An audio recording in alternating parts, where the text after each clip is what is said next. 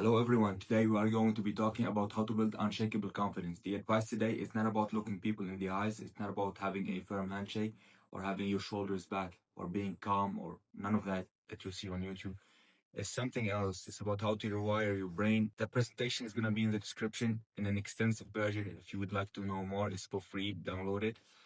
And in today's lesson, we're going to have the intro, the problem description, and sociometer theory, common misbelief, root cause, and Bayesian brain theory, triple model network, perspective shift, Hebbian learning, practical action steps, common mistakes, and the final message and takeaway for the day. Almost everything you've been taught about self-confidence is a lie. We grew up believing confidence is just a personality trait you are born with, like blue eyes or being tall. But modern neuroscience has completely destroyed this idea. Confidence is not a genetic lottery ticket, it's a biological skill that anyone can master. Today, we are going to look at the exact brain circuitry that builds it and how you can hack it to permanently change your life. Have you ever made a small mistake at work or posted something online that got 0 likes and suddenly felt a crushing, agonizing wave of self-doubt? Why does something so small physically hurt? You aren't broken, you are just experiencing an ancient survival mechanism called the sociometer. Think back to our hunter-gatherer ancestors. If you were awkward, rejected, or kicked out of the tribe, you didn't just feel sad, you died. You couldn't fight off a saber-toothed tiger alone. So the human brain developed a hypersensitive alarm system to monitor your social standing.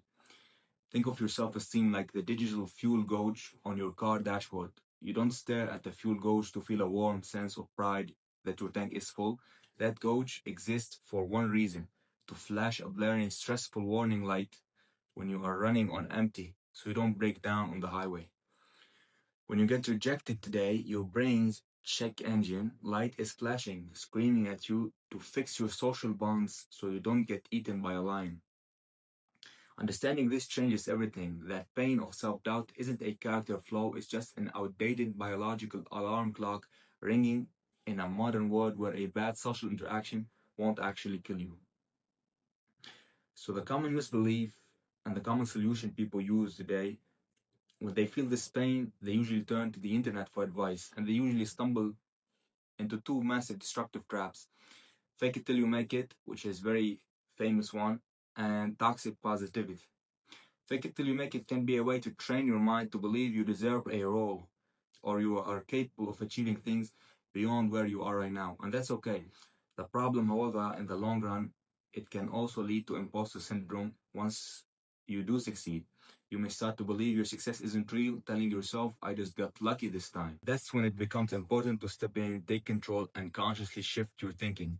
Projecting confidence without building real skills just creates intense anxiety and isn't a sustainable strategy. And then there is toxic positivity. Start staring into a mirror and forcing yourself to repeat, I am a flawless winner, when you actually feel terrible. These are basically empty affirmations. Your brain has a built-in BS detector. When you force a positive thought that blatantly contradicts how you really feel, it creates cognitive dissonance, mental friction that actually amplifies your negative emotion. So it's counterproductive. Your brain rejects the lie and you end up feeling much worse. You can't just slap a happy sticker over a flashing check engine light. Now the root cause and the Bayesian brain theory. To actually fix self-doubt, we need to look at how the brain actually works. The old thinking, we used to think the brain was like a camera, just passively recording the world. In reality, the brain is a prediction machine. Neuroscientists call this the Bayesian brain or predictive coding. Your brain is essentially generating a controlled hallucination of what it expects to happen before your eyes even see it. Think of it like your phone's GPS mapping out a route based on past data. If you hit an unexpected roadblock, the GPS registers an error. Your concept of self is just another prediction map. If you have a low self-confidence to start with, you have a weak prior. Your brain predicts you are going to fail. When you encounter a minor setback, your brain says, see, I knew you were incompetent. You accept a failure as an ultimate truth about your identity. However, highly confident people have a strong prior. When they fail, it causes a glitch in their map. Instead of deciding they are worthless, they change their behavior. They study harder or try a new strategy, forcing the external world to eventually match their internal map of success. This map of who you are that we talked about doesn't float in a magical void. It lives in a specific network in your brain. To master confidence, you need to understand the triple network model. Imagine your brain as a theater production. You have three. The default mode network, that's the script writer. This network turns on when you're daydreaming or lying awake at 2 a.m. overthinking that embarrassing thing you said 5 years ago. It houses your internal narrator. The second one is the central executive network, and that's the lead actor. This turns on when you are highly focused on a complex task in the real world. And the third one is the salience network. That's the stage manager. It monitors the room and decides who gets the microphone, the scriptwriter or the actor. In an unconfident, anxious brain, the stage manager is asleep on the job. It fails to switch off the negative scriptwriter. You get trapped in an endless loop of self-critical thoughts because your brain literally cannot pass the microphone to the actor to take real-world action. We're gonna shift our perspective. So how do we wake up the stage manager and rewrite the script about ourselves? We borrow a hack from ancient philosophy that perfectly mirrors modern neuroscience, Stoicism. Thousands of years ago, the Stoic philosopher Epictetus said that our chief task in life is to separate what we can control from what we can't. As an example, the Romanian Emperor Marcus Aurelius compared a confident mind to a massive rock on a violent shoreline. The crashing waves, representing other people's opinion, rejections, and failures, pound against the rock relentlessly, but the rock remains unmoved. In your brain, the crashing waves are your fear center, the amygdala, firing in panic. The amygdala is the part of your brain responsible for detecting threats. The rock is your prefrontal cortex exerting logical control. When someone criticizes you, instead of letting your inner scriptwriter spiral, you use cognitive distancing. You step back and say, this criticism is an external wave. It's out of my control and does not change my core value and who I am. You don't allow outside criticism to affect you. By doing this, you mathematically downgrade the importance of the negative feedback in your brain. You insulate your self-esteem. How can we do that? Framework and methods. The famous quote, neurons that fire together, wire together. We are going to be talking about that. So philosophy is great, but how do we physically wire this into our brain cells? We use Hebbian learning, the neurobiology rule that says neurons that fire together, wire together. Imagine standing at the edge of a thick, overgrown jungle. Walking through it for the first time is exhausting. You have to hack away vines and fight for every inch. This is what doing something new and scary feels like. But if you walk that exact same path every day, you trample the weeds. Soon, a dirt trail forms. Eventually, it becomes a paved, high-speed highway. Your brain does exactly this. When you take confident action, your brain wraps those neural pathways in myelin, a fatty insulation that speeds up electrical signals.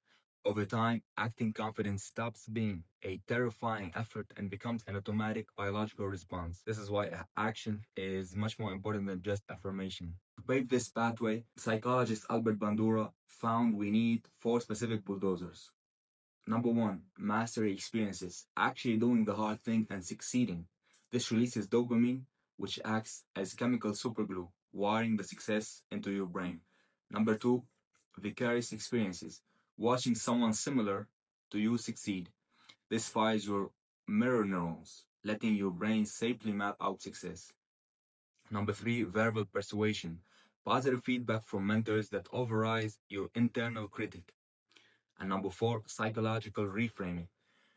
When your heart races before a presentation, an anxious brain says, I'm dying. A confident brain says, this is adrenaline. My body is fueling up for battle. It's about your perception of it. Practical actions. You can't just think your way into confidence. Neuroplasticity requires action. Here are 3 ways to actively, physically rewire your brain today. Number 1, mental time travel. Episodic future thinking. Spend 5 minutes vividly visualizing a specific successful future event. See the details. Feel the emotions. Studies show this physically strengthens the connections in your ventromedial Prefrontal cortex. This is the specific part of your brain that assigns value to your identity. Number two, cognitive restructuring. Don't use toxic positivity, use logic. When your inner script writer says, I'm going to fail this interview, write it down and challenge it like a lawyer. Is it a fact? No, I have successfully managed 3 projects this year. You aren't lying to yourself. You are just using hard evidence to disrupt the negative neural loop. So don't deny and resist negative emotions. Accept them and then treat them accordingly. And number three is the mindfulness switch workout. Meditation isn't just about relaxing. It's a gym for your brain stage manager, the salience network we talked about in the previous chapter. Sit and focus on your breath. When your mind inevitably wanders to an anxious thought, notice it and forcefully pull your focus back to your breath. That exact moment of switching your focus is like doing a bicep curl for your brain's ability to halt anxiety on command. This is how you learn to focus and control your brain and control your thoughts. And the common mistakes as you start building this highway, watch out for these potholes. The trap of external validation. That's a big one. If you constantly apologize for things that aren't your fault or live in fear of disappointing others, you are outsourcing your self-worth.